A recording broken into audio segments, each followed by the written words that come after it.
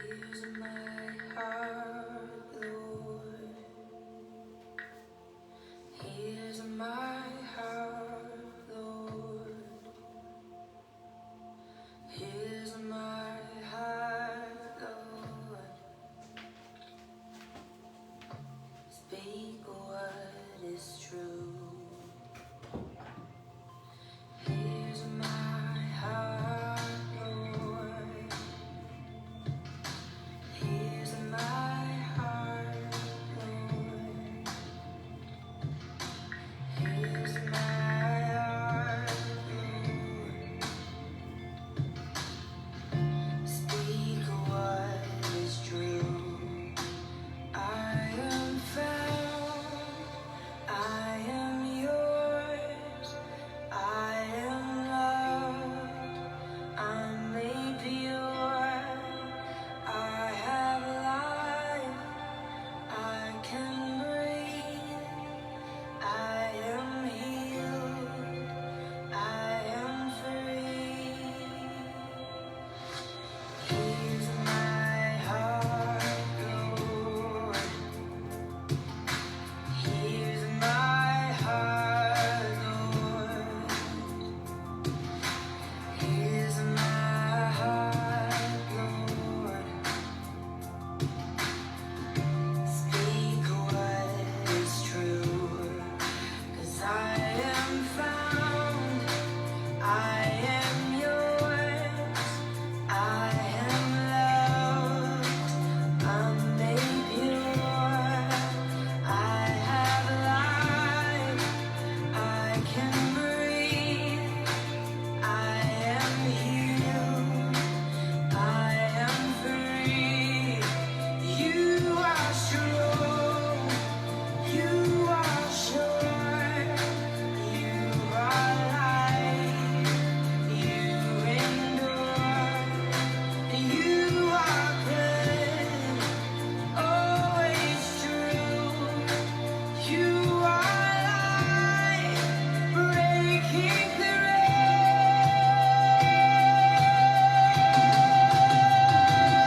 Oh, here's my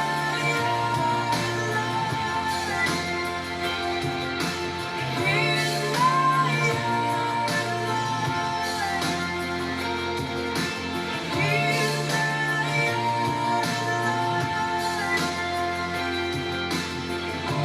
speak what is true. Here's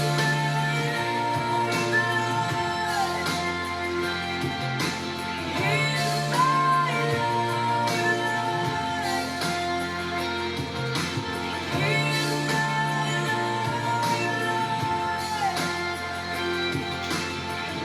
speak what is true.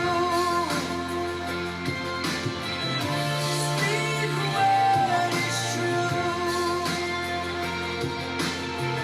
Speak what is true.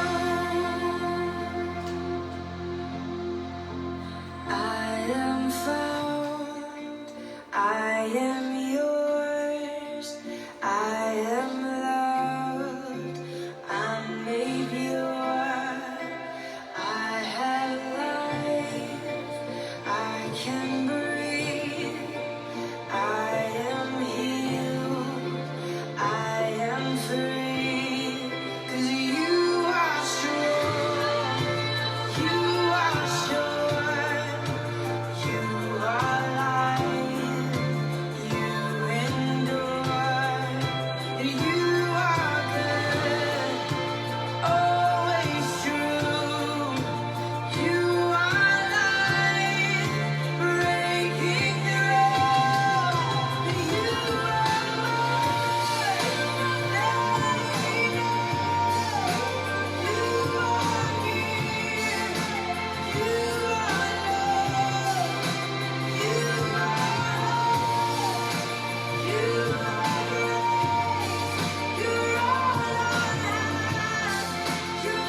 So I'll raise our voices now. So a moment of raising our voices together and sing. Here's my heart, Lord. Here's my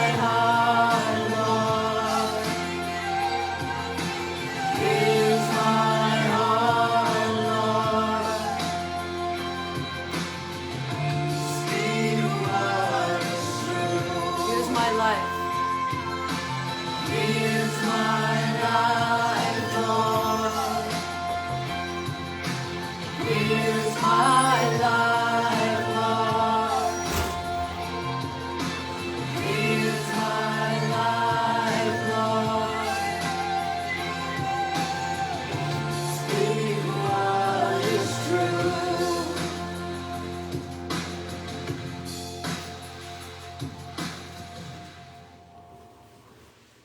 Let's take a few moments to be in silent prayer with our hands on our hearts.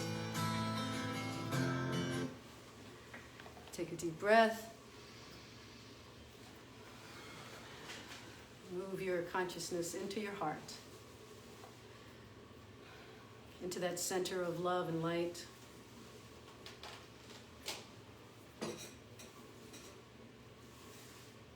Bringing prayers for our community, for our world, for our nation. Perhaps your heart was a little disturbed yesterday, a little disrupted. Let's take time to heal our hearts, to move out of the chaos, out of the fear, out of the judgment, out of the anger, out of the upset. And let's just be in this moment together. Just like when we raise our voices in song, when we bring that time together to say, here's my heart, Lord. It's a remembering that we're here together to raise our consciousness, to open our hearts, to be bringers of light, instruments of peace. Tonight, more than ever, we recognize how very much we are needed to hold the high watch.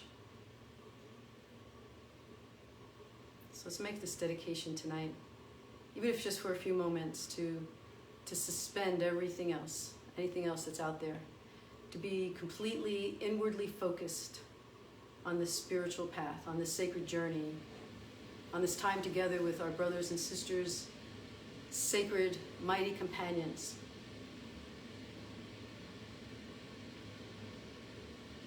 Let's give thanks for this opportunity to be still, to feel our heartbeat. Feel your heartbeat. Press your hand against your chest so that you feel your heartbeat.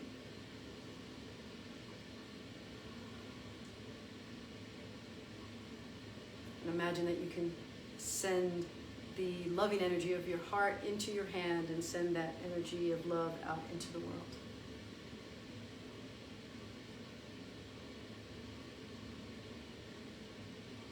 Together we give thanks for this path, for this knowing that there's something greater than the everydayness of our lives. There's something more profound, more sacred, a calling that we rise and say yes to be bringers of peace and light.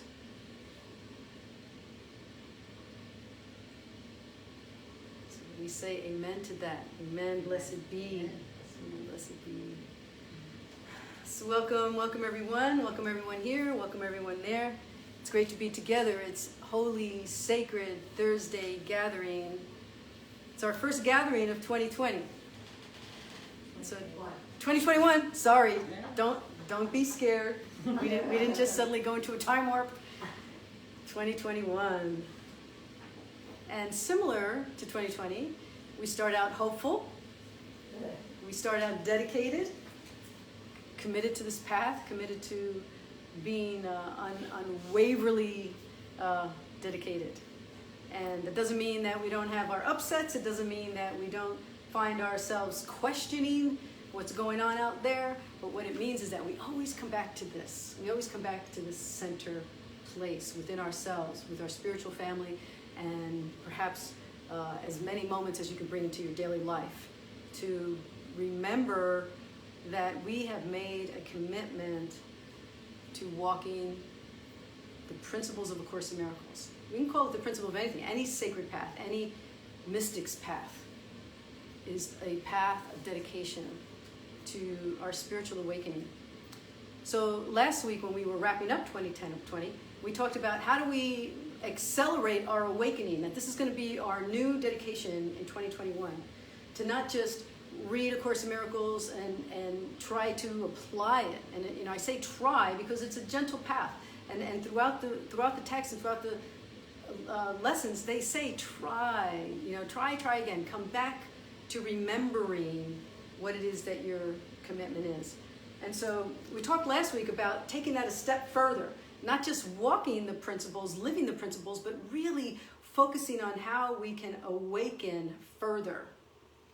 And so, I would be remiss to not mention that we just had 24 hours of chaos, right? Yesterday was quite a disruptive day. January 6, 2021 was the day that we had this attack on democracy by way of the attack on the Senate building and what was going on in Washington yesterday. And a lot of us have had discussions and a lot of recognition around all the social injustices that were built into the commentary of that activity.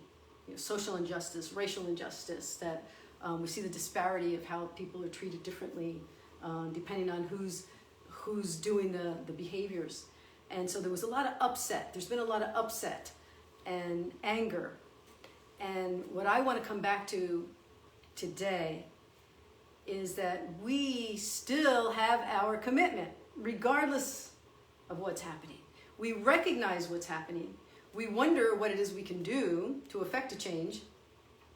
And we look at the areas of our life where we can bring love and light, compassion and kindness, that we can continuously and consistently be a voice for hope and not get drawn back. I remember after 9/11, after the shock of the morning was starting to fall into a recognition and reality of what was happening, I was living in Miami at the time, and I called the church I was attending, and I said, are you doing anything this evening? They said, yes, just show up at 7 o'clock. And we went to that church at 7 o'clock, and in the course of the day, they had gathered a choir together, and they just sang songs all night. And I thought about how we as a spiritual family have each other. When something happens, we know that we're going to get together. We know that we're going to get together, and we're going to be reminded of the importance of maintaining our spiritual balance. Because if we don't, then we are no longer working from a light basis. We are working from fear. It doesn't mean you didn't have fear yesterday or upset. It doesn't mean that you might not have it still today. But what ultimately is our commitment is to look into where the areas are where we can be helpful and maintain our dedication to our spiritual path. Somebody put a meme or a tweet out today that said there's always villains and there's always heroes, and they showed pictures of the 4 women who carried the boxes of electoral ballots out of the chambers to save those ballots, and they were saying that these women are heroes. We probably never even know their names, and they have these, I don't know if you saw them, they were like sort of antiquated Harry Potter looking boxes, but they had the wherewithal to grab them and take them with them so that they weren't destroyed.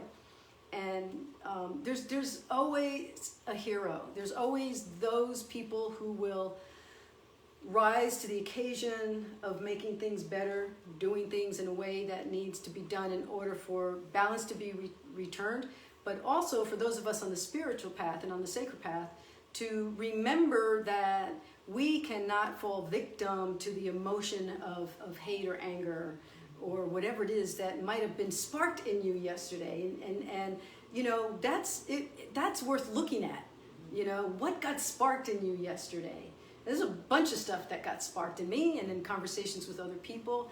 And I had to think in terms of, what am I going to say to you today?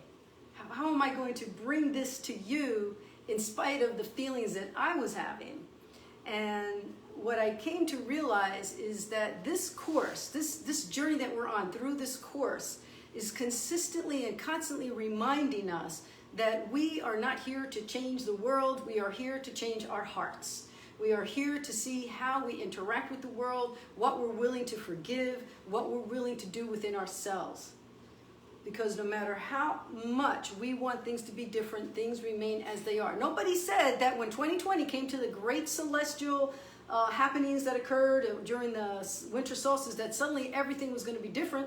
All we knew was that there was a change in energy. There was energy that was being affected, and we were looking at that and hoping that it would be like, oh, January 1st, everything's going to be great. But that's not reality. That's not what happens. What happens is that life continues as it does. It just continues. The difference is whether or not we're willing to interact with life differently. So we're going to look to the Course today. We're going to look to the Course and a few other resources. When I first started thinking about today, before yesterday occurred, I had all these ideas about what I wanted to talk about, and then yesterday sort of shifted things. And I realized that things were shifting in terms of what I wanted to talk to you about, because I was shifting. I was getting upset. I was getting glued to the television. You know, I was getting caught up in the conversations that I was having about how horrible things were, right? Those are the words we were all using, how horrible things were. So it's not to say that they weren't. It's just to say that we don't want to get caught up in that as the people who will then carry that energy forward.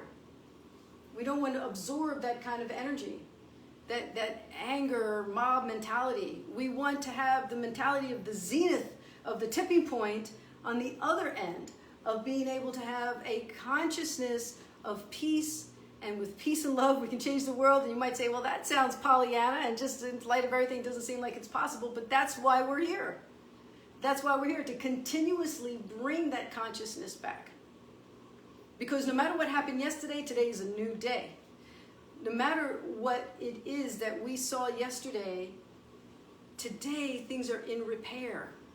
Today things are in repair. You know, they always say, you know, that old saying of it's always darkest before dawn, but it's always dawn. We always have a new dawn. There's always a new day for us to wake up and say, how am I going to approach this day? It was a struggle for me not to grab my phone first thing this morning to look and see what happened last night. And I kept telling myself, pray first. Yeah. Pray first. Don't grab the phone. And I never turn the TV on first thing in the morning. I am not a morning TV person. And today, after I did my prayers and I did what I thought was my sufficient spiritual practices, I still turned the TV on because I wanted to know. So we're only human. We're only human. But really, God first, pray first. Setting the foundation for the day helps us to remember that the light has come. We are a part of that light. We would like to continue to walk into that light and not be pulled back into darkness. There's a song I heard. I'm just trying to remember if I jotted it down here. Oh yeah, I sent you guys. If those of you who are on my text list, I sent a song that was called "Face to Face" by Natalie Grant, and there was a line in there that said, "The night will bend into the light of day," something to that effect. And I thought, you know, that is really what we have to remember, that whatever is darkness, there's an end to that. It bends. You know, another quote that I had come across that I wanted to share with you was by Helen Keller. She said, a bend in the road is not the end of the road unless you fail to make a turn. Mm-hmm. Right? So if we just keep going down this road of upset and anger and don't turn away into our own spiritual practices to bring more light and love and peace into the world, then we are going to fall off the cliff of upset and anger and just be in the abyss of that. And then we just have to start all over again. Because the truth of the matter is, we know what we know. We know that we are here to do things differently. To not be a part of the darkness. The darkness is available for the light to shine on. And so that's what we're here to do. We're here to shine the light in the darkness. Not to minimize whatever you may have felt or what you might even still be feeling. But we all continuously come back to this practice. Because just like a yoga practice, the more we move into our warrior pose, the more we will be the warrior, right? So we just continue to do our spiritual practices.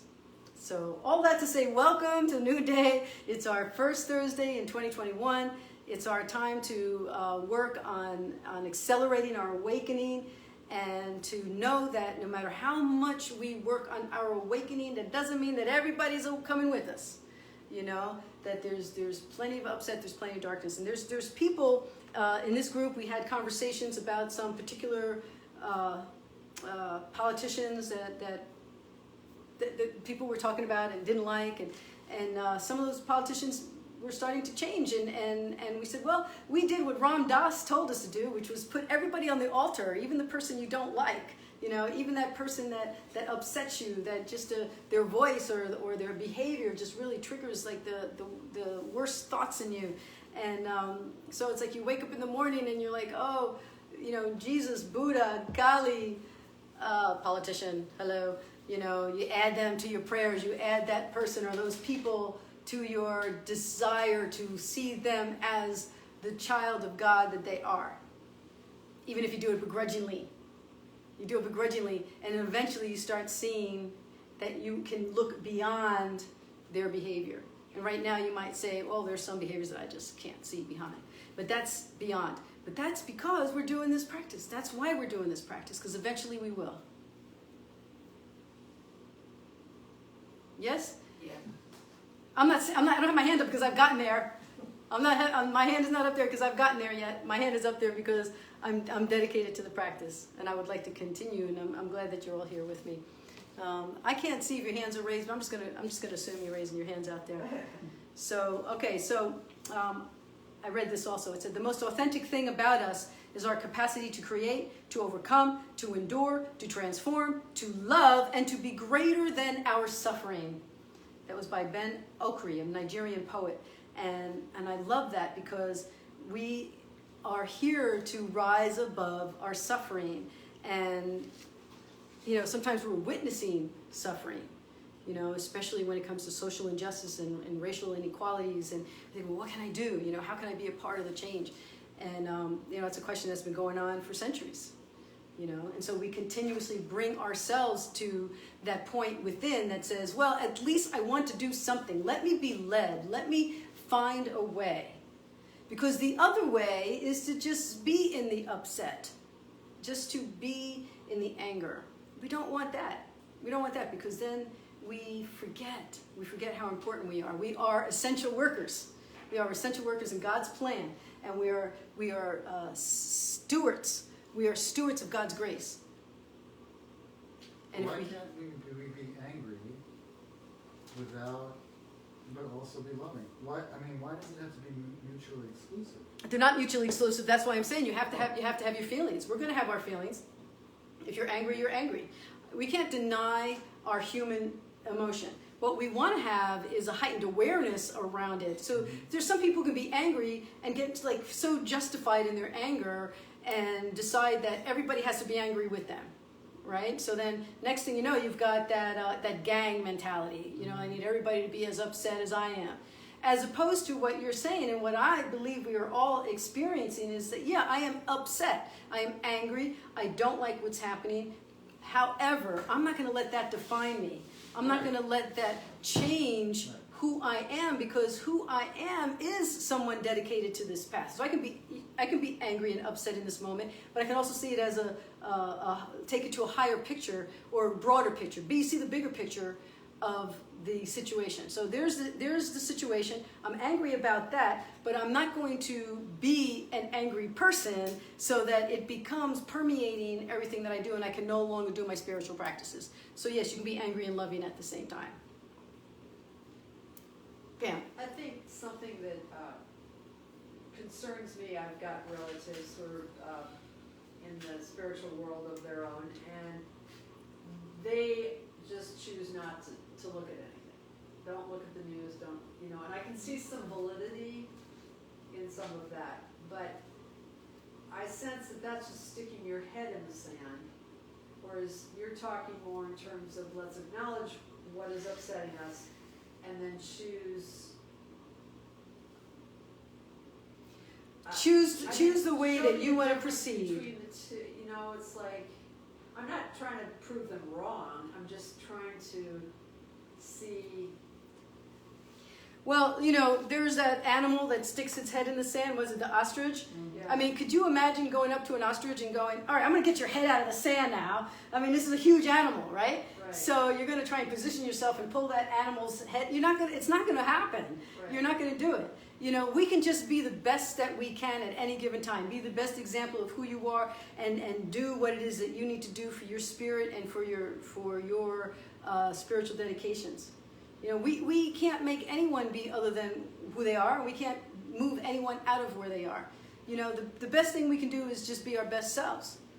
So if they've got their head in their sand, then that's their choice. You know, and it might be hard to reconcile that, but it's still their path, their choice. Stephanie? I'm so glad that you brought that up, Pam, because yesterday I was out doing errands, so I wasn't affected by all of the drama until I got home.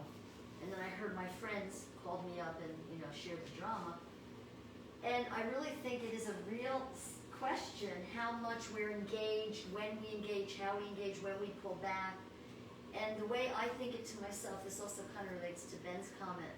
The way I think it to myself is I don't want to be reactive, because when I'm reactive, I give away my power.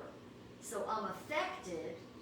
I want to understand it. I want to see what it would mean to be the light and not hide from what's happening, because then I'm not dealing with reality. So I just think it's a great question, really. And the other part of that question, I think, is, how much do we do? What do we do with what it is that we're dealing with, whatever our thoughts and our feelings are? And this morning, I go to a meeting every morning where I work at 9:30, and there's very little time for a conversation before the meeting actually gets started around other things that are going on. And so, of course, the conversation was about that. And it was interesting because there were people who had opposing views. And I could feel inside myself thinking, how could you have an opposing view to this?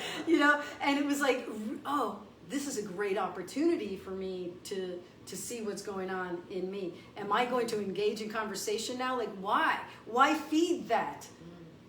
There's some conversations that aren't going to go anywhere, and we know that ahead of time. So the conversation then has to be between me and spirit.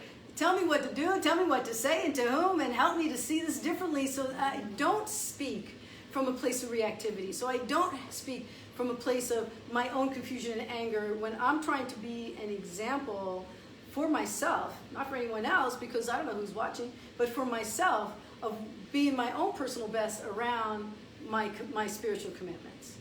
So I can have conversations, but I don't want to have entanglement conversations. I don't want to feed the anger and the upset that is an aspect of that conversation.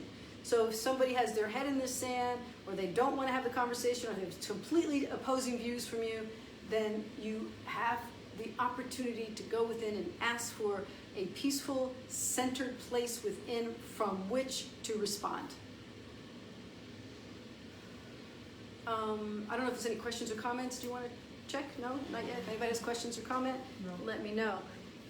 So that's a big, long preface to getting started, because for those of you who are taking the text challenge, for 5 years, I've been doing Miracles with a Twist for 5 years, and every year I start out by saying, we're going to do more text work than workbook this year, and then I do the workbook for the whole year. So this year we started out with a text challenge, and anybody who gets my newsletter had the opportunity to download that text challenge and decide whether or not you want to follow it. So I will be talking a little bit about the text challenge today, because I want to talk about what's in the text. It's not a challenge because in a sort of a sportsman sort of way. It's just sort of your own personal best. If you want to get through the entire text in the course of a year, Ben has found a way to divvy it up over the 52 weeks. Thank you, Ben. Thank you, Ben. Although I think I misrepresented the first couple chapters, but the way it's divvied up. But here's the thing, it's not, but here's an even more simplistic way. It's 2 to 3 pages a day. 2 pages a day, if you wanted to follow it that way. And by the end of the year, you will have read it. So one of the things I noticed is that I don't know about you, but for me, I don't think I've ever talked to anybody or heard anybody, Course in Miracles teacher, speak about what happens before the text begins, which is the preface and the introduction to the text. So I'm actually going to talk about that a little bit today. And like I said, I had a lot of sort of like download of information and things I wanted to talk to you about tonight. I'm going to try and keep it to where we're in flow and spread it out for the rest of the year. Can't get it all out in one day. But there's a lot to talk about, and I'm glad you're all here because we really do have this opportunity to awaken. And I think yesterday was a great reminder of how we have to look at challenges when they occur and then look at ourselves to see how we're responding to those challenges. So thank you yesterday. Thank you yesterday. Thank you 2020. Thank you India. That was a song.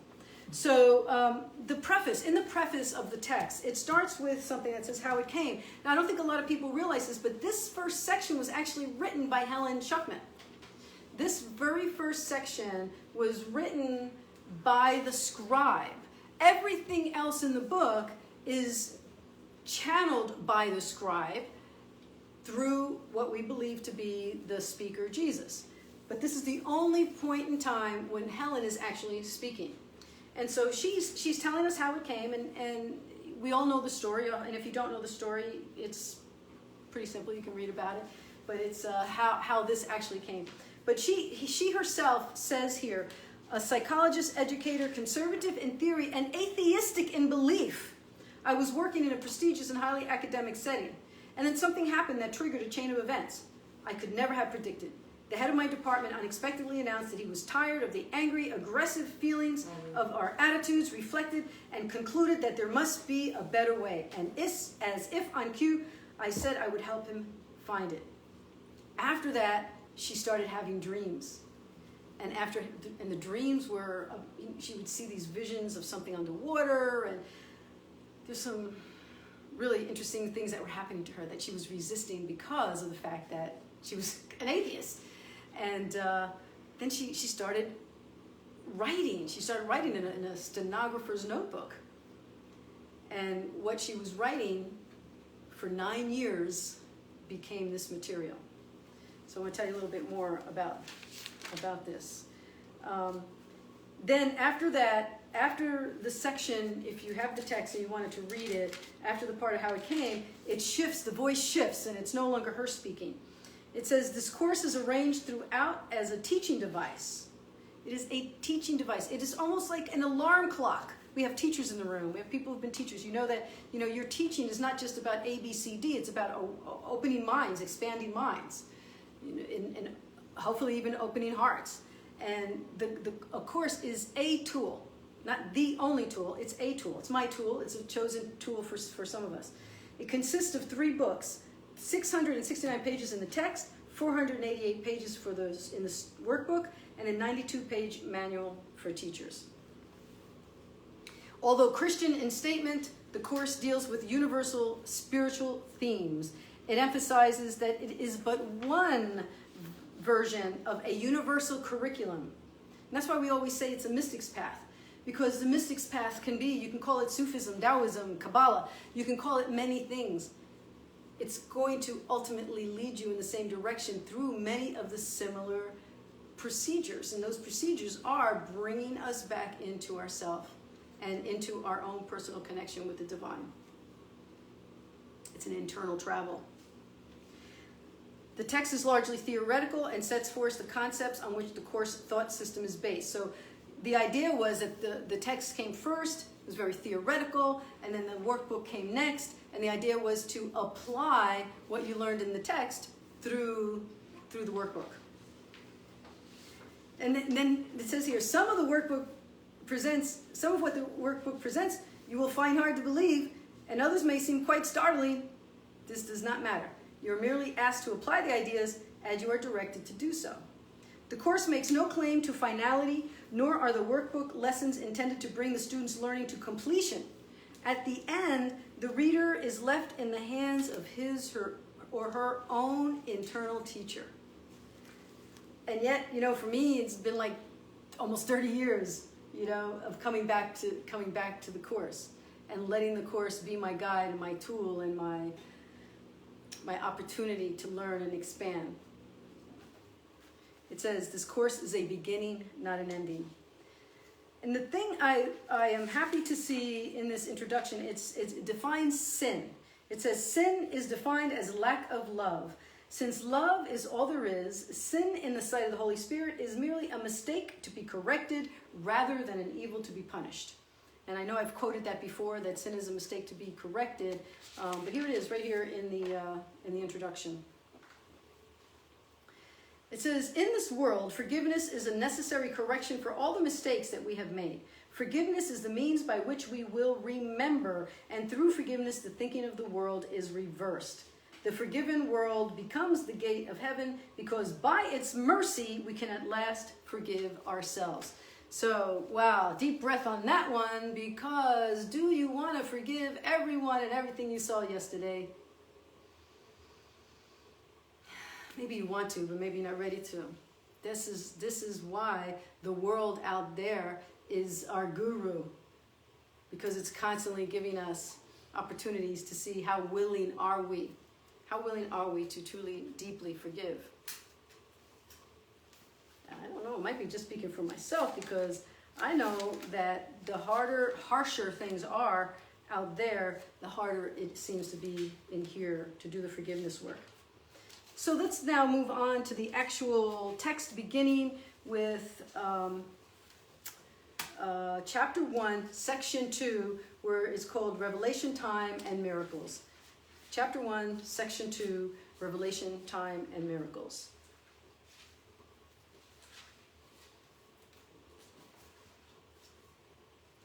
So it says, revelation induces complete but temporary suspension of doubt and fear.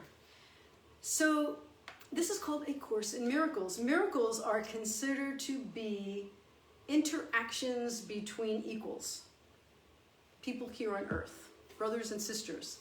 Revelation is an interaction between us and the divine. That is when we have those holy instant experiences, when we have that feeling of really being suspended and connected. The revelation is that moment in prayer where you don't really feel connected to the world anymore, and you come out of it and you feel like, oh yeah, I've just had a God experience. You know, I've just been touched by something really divine. The Course calls that the holy instant. So I want to read this to you, and this is paragraph 3, section 2 of chapter 1. It says, awe, being in awe, should be reserved for revelation to which it is perfectly and correctly applicable. It is not appropriate for miracles because a state of awe is worship, implying that one is lesser order which only should stand before his creator. You are a perfect creation and should experience only awe in the presence of the creator of perfection. The miracle is therefore a sign of love among equals. Equals should not be in awe of one another because awe implies inequality. It is therefore an appropriate reaction to me, and me meaning Jesus is now speaking. An elder brother is entitled to respect for his greater experience and obedience for his greater wisdom. He is entitled to love because he is a brother, and to devotion, and if he is devoted, he's entitled to devotion. It is only my devotion that entitles me to yours. There is nothing about me that you cannot attain. There is nothing about me that you cannot attain. Remember, he's telling you this. There is nothing about him that you cannot attain. Greater things than I have done, you can do. I have nothing that does not come from God. The difference between us is that I have nothing else. So imagine if just everything you do is in service to your spiritual path. And you get to a point where nothing can dissuade you from that. Then you too have become an elder brother. You have become a savior. Now, in the CE edition of the book, which I will be referring to on occasion, the Circle of Atonement edition. You know, Tanzo, I think it's down on that second shelf. If you can grab it for me, if you don't mind. Thank you. So this is the CE edition. it's got 45,000 extra words. It's got something called a cameo section in it. And I'll be referring to this throughout the year as we're working on the text, because there's the first 4 chapters that are greatly expanded from Helen Schuckman's notes that were taken out of the FIP edition and put into this edition. So I'll be making reference to that throughout our time together, throughout the year. But there is a section in chapter 1 where he goes on to say, in this particular aspect of devotion, where he says, "It is only my devotion that entitles me to yours. There is nothing about me that you cannot attain. I have nothing that does not come from God. The difference between us now is that I have nothing else." He says, "I have knelt at your altar as reality, and I would have you kneel at mine. I kneel beside you, facing the light." That is in the CE edition. I kneel beside you. Now, I know that this is a step away from traditional Christianity, where there is an expectation that we worship Jesus. He's saying, don't worship me, worship with me. Be in awe of the Creator, not of me. I will kneel beside you. And I love that visual. I love to have that visual when I think about, having an upset, having a day like yesterday, being a little bit shaky in my faith. And what happens when we get shaky in our faith? We fall to our knees, right? The old style of truly being, in call, in surrender, and calling out to God. And you fall to your knees, and you have this visual of Jesus kneeling beside you. It's a comfort that reminds you that he walked the path too. I think he faced a lot harsher challenges than we ever did, as much as we complain about our challenges. Okay, so there's a section here, I guess it's paragraph 5, around there. It talks about time, and how time is not what we understand it to be. And in the CE edition, they talk about something called the celestial speed up. The celestial speed up. And I kind of feel like we're in a celestial speed up. I mean, wasn't it just like 1985, just like a few days ago, right? Yeah. And now it's like 2021. Like, how did that happen? Wasn't I just 25 years old? It's like there just seems to be a speeding up of time. And the Course tells us is that it's speeding up, and it's feeling sped up because of the celestial speed up need for us to be participating in healing the earth, in healing the world, in being a part of a grand crusade. It says, "My part in the atonement is canceling out of errors that you could not otherwise correct. When you have been restored to the recognition of your original state, you naturally become part of the atonement yourself. As you share my, now listen to this, I love this part. As you share my unwillingness to accept error in yourself and others, you must join the great crusade to correct it." Like, hear that. You get to a point where you just don't tolerate yourself when you go so far off. That doesn't mean an hour of anger or a day of anger or some upset within yourself about injustices in the world. Is that when you don't allow yourself to let that define you and you become a part of this great crusade, it's because you become a part of the willingness to make a change. And in being a part of the great crusade, you correct the errors. Listen to my voice, learn to undo error, and act to correct it. The power to work miracles belongs to you. Now listen to this. He says, listen to my voice, learn to undo error, and act to correct it. The power to work miracles belongs to you. You are the work of God. You are the work of God. You are the essential worker. So once you get it into your mind and into your heart and into your acceptance of yourself, so much love that you can feel within your heart for yourself as a giver of love and compassion, that you can heal the mistakes within yourself. I've been a great one. I'm going to pretend this is my whip. I've been a great one to beat myself for my mistakes. I have friends who tell me to stop already. because I focus on what I've done wrong and I forget. And it's not a attribute. It's not an attribute at all of God. It says here, you have to correct that. You have to correct that thinking. If you think poorly of yourself, if you think you've done so wrong, you need to be punished. If you're guilty, that is a correction that is needed. Why? Because you are needed. You are needed in this great crusade to make a change in the world. Heaven and earth shall pass away means that they will not continue to exist as separate states. My word, which is the resurrection and the life, shall not pass away without life eternal. You are the work of God. His work is wholly lovable and wholly loving. Under my guidance, miracles lead to a highly personal experience of revelation. Again, he says, and it's important to remember this, listen to my voice, learn to undo error, and act to correct it. So the CE edition, I'm going to grab it real quick, says, be ready to listen, be willing to learn, and be able to do. If you will tell me what to do, only that I will do. That would be our prayer. If you tell me what to do, only that will I do. We're not on our own. We don't have to decide how things go.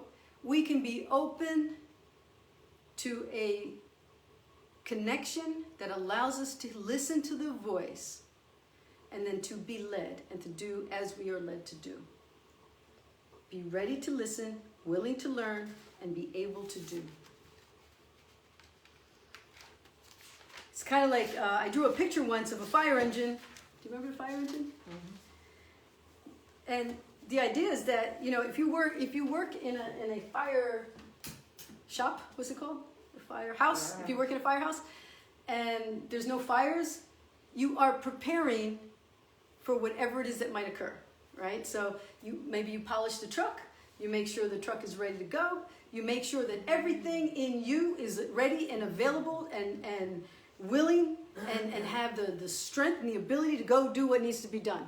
So you're hanging around the firehouse and you're having spaghetti and you're chatting and all of a sudden the alarm goes off and there's a fire. You have to be ready right then and there. Jump in the truck has to be ready. You have to go and put out the fire. And that's what the Course is asking us to do. To be ready to put out that fire within ourselves. That part of us that is not as connected to spirit as we would like it to be. And we have to be ready and willing. When things come up, when something happens and we find ourselves moving into reactivity, we have to be as ready as a fire person to put out the fire, to have that space within ourselves to do it differently than we may have done in the past.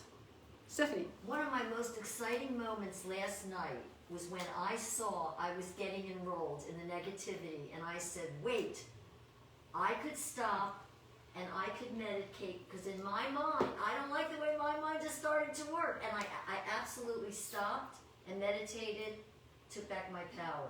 I love what you said, how I was getting enrolled. I mean, it's really kind of like we're signing up, you know. Sign me up for the upset. I've come to this crossroad and I can go in either direction, right? So I can sign up. I can enroll in the upset. I can enroll in that, or I can pay attention to what's going on in mine.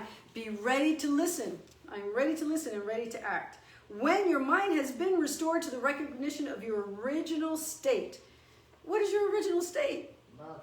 Love, peace, sinlessness. Darkness is lack of light, as sin is lack of love. The emptiness engendered by fear must be replaced by forgiveness. Oh. Right? You might become, oh, I don't want to. But that's it. That's the magic formula.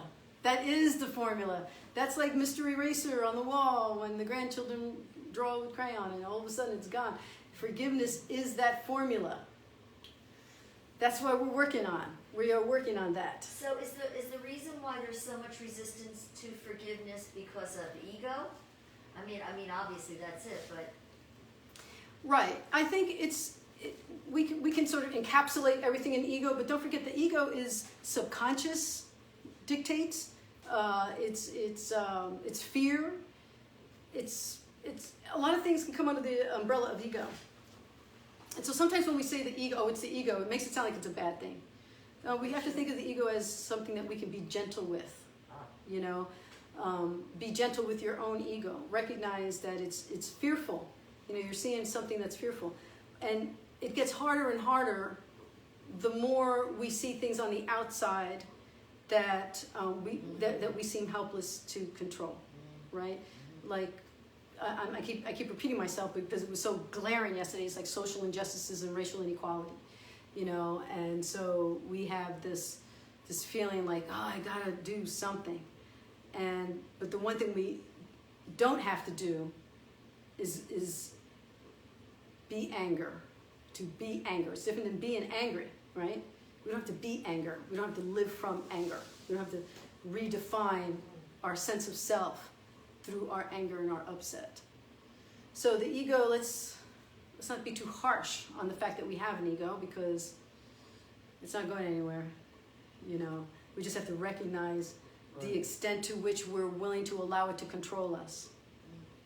I mean, first of all, the ego is what makes us do this also. Mm-hmm. It's what makes why us we're here. decide to read the text in the Yes. Course in Miracles. And also, the thing about forgiveness, I think you said, that forgiveness is actually just lack of judgment.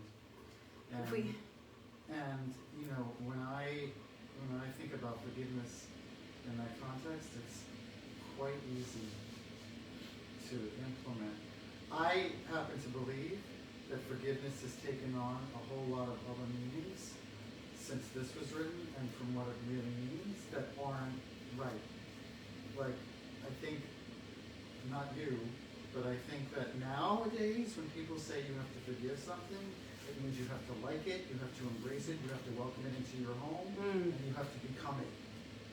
And that's... Well, that's never all of what But I forgiveness think is. that's Because but I think that's the 2021 New Age meaning of so let's set the record straight. We have the right to have discernment and to make decisions for ourselves and how we are going to proceed on our spiritual path. And so if there are things that are going on out there that we don't believe in, that doesn't mean, our forgiveness doesn't mean that we embrace it and become it. What that means is that we continuously work on ourselves so that we then do not start becoming that. You know, we've had this conversation before about how sometimes, especially during political elections and social divide and all of that, we can get so upset about what's happening that we're actually feeding its growth. Because why? Because we're functioning from a place of negativity and upset. So yeah, forgiving something doesn't mean we, drink the Kool-Aid. Right. Well, I mean, yes, right. But it's more about like, it's like saying, it's like you can forgive somebody and still hold them accountable. Right. Mm-hmm. Right. Yeah, and let's hope things are held And I think the accountable. New Age is sort of, I feel like it takes away that accountability and just sort of says, oh, let them, I don't know. You know, it's interesting. You brought up the term New Age, and people have asked me this. Is Course in Miracles New Age? Is it New Thought? And I always say it's a mystic's path. It doesn't really necessarily fall into a category. We often say that it's the mystical path of Christianity, or that it is the Christian Vedanta, or that it's a progressive way of looking at ancient scripture. But words fail us. Semantics, it's really hard to easily define what it is we're doing when we're working on ourselves, when we're also looking at what other people are doing and what they're calling the same words that we're using, So anything can get woo-woo, anything can get out there and weird, and not to be judgmental on, if that's your thing, but I'm just saying that we have to look internally as to what the Course is ultimately telling us about forgiveness is forgiving our own mind. Right? So no matter how much I say, I want to forgive the Maccabees and, whoever was out there, I'm trying to use names that we don't really know anybody using them, but I still have to forgive my own mind I still have to, if I am wavering off my dedication, my path, then that's really what I have to look at. So I don't want to have my head in the sand. I don't want anybody else having to pull my ostrich self out. So, did you want to say something?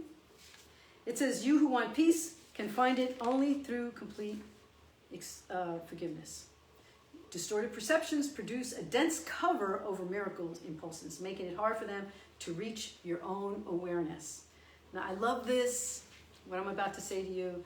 Take it in, everybody, nice deep breath. Listen to this. Child of God, you were created to create the good, the beautiful, and the holy. Do not forget this. The love of God for a little while must still be expressed through one body to another, because vision is still dim. But child of God, you were created to do good. This is a course in mind training. All learning involves attention and study. Some of the latter parts of the course rest heavily on these earlier sections.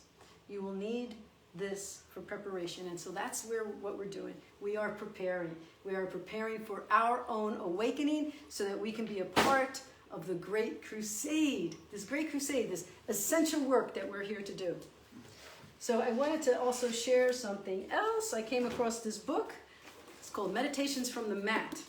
And I was originally not sure about it. Somebody had given it to me, and I was like, oh, where am I? I have like 3 books to read, and then we're starting our master's and doctoral level courses, and I was like, oh, can I add one more thing? And I like it so much, I've added it in.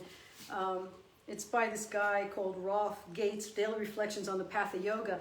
And the reason I like it so much is because I'm often comparing the spiritual path to yoga poses, right? To moving beyond our comfort zone, to move into this next pose that every time I'm upset, can I move into a place of peace? Can I move into the warrior pose? Not just physically, but emotionally and mentally as well. And so then I was really happy to see when I opened the book that he quotes A Course in Miracles. Wow. Yeah, right in the beginning he quotes A Course in Miracles. And he quotes Marianne Williamson. So he's a student of Course in Miracles as well as a yoga practitioner. So of course that made me a little partial to him. So I wanted to read this too. He went to this gathering in 1999 of Native American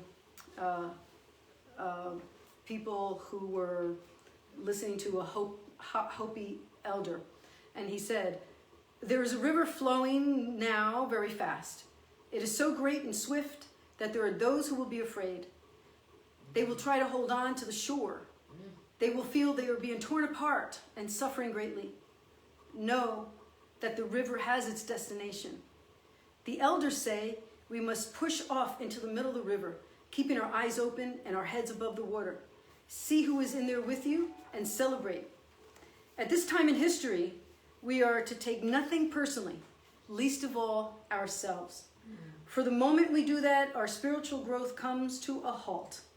The time of the lone wolf is over. Gather yourself, banish the word struggle, form an attitude and a vocabulary of love. All that we do now must be done in a sacred way and in celebration. We are the ones we've been waiting for. We heard that. That was what Barack Obama also coined. We thought he was coining the phrase. So it's a wonderful way to be reminded that this is nothing new. Nothing that we're going through is new. Unfortunately, it doesn't look like it will be new ever. You know, everything is a cycle that's repeating itself.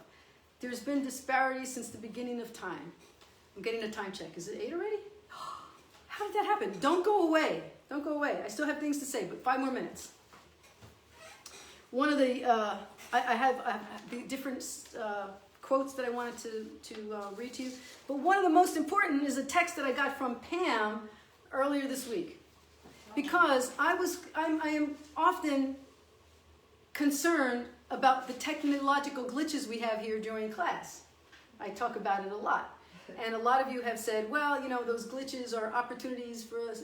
Lots of nice things that you say to me, you know, so I don't feel so bad about how glitched I get in our glitches.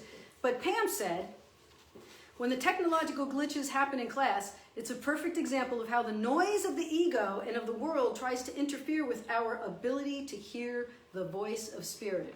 Pam, that's profound. That's profound. But it wasn't just about the glitches that occur during class.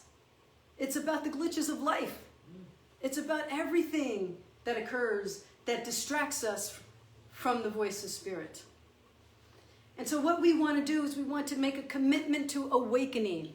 And I'm going to ask you to join me in this commitment now, this evening. So what we're going to do, here on our altar, we have tea lights. And everyone who is here is going to take a tea light, and they're going to light it during the song. Now this song, you're not going to see the video, but the song is about making a commitment to bringing the light into darkness.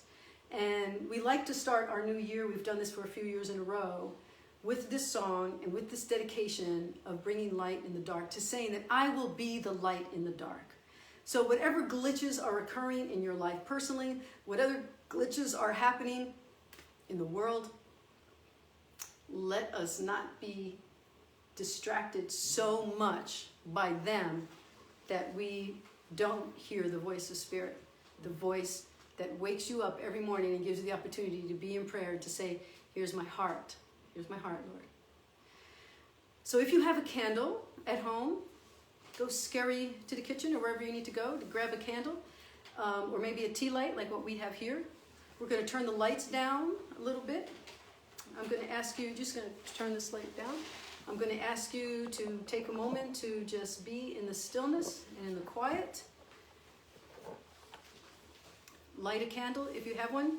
No, everybody's going to just put your own. Yeah, we're just going to, I'll talk you through it. Don't worry. I'll talk you through it. So everybody just take a nice deep breath. Be where you are. Light your candle. Listen to the words of the song.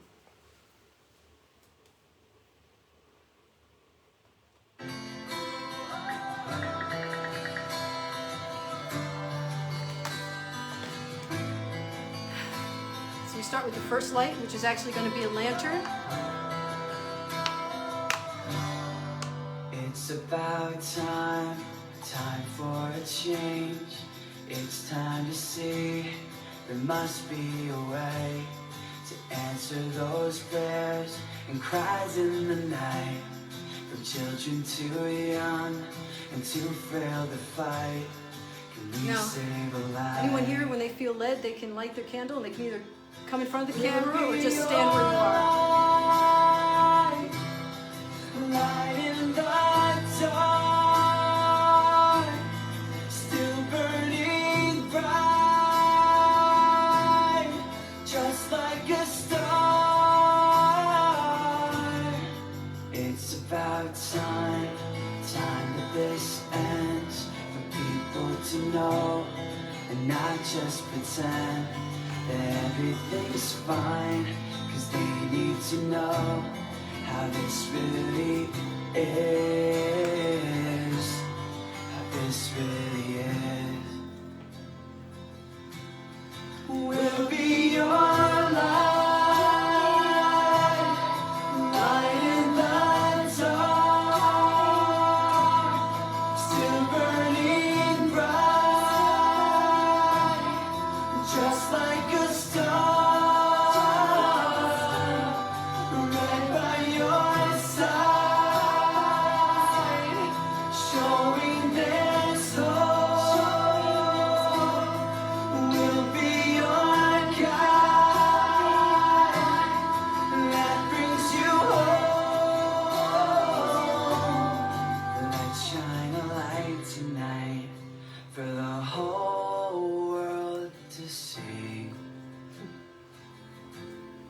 Let's shine a light tonight for the whole world to see.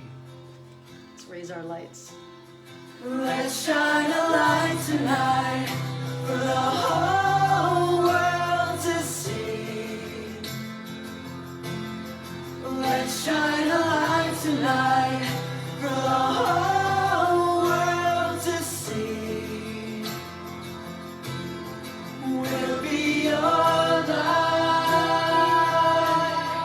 light in the dark, still burning bright, just like a star, right by your side, showing there's hope. We'll be your guide that brings you home. Let's shine a light tonight for the whole world to see.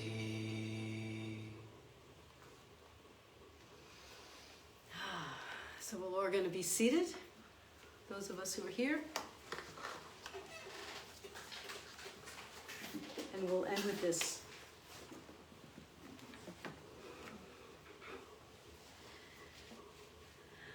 I am here only to be truly helpful. I am here to represent Him who sent me. I do not have to worry about what to say or what to do because He who sent me will direct me. I am content to be wherever He wishes, knowing He goes there with me. I will be healed as I let Him teach me to heal. Amen. Amen to that. So, be the light. You are the light. Let's shine our light bright this year. Amen. God bless you. Could you pass me that bag real quick? The donation basket will be cyberspacely put on the link underneath the video or above the video tonight. So thanks for being here. See you next week. God bless you.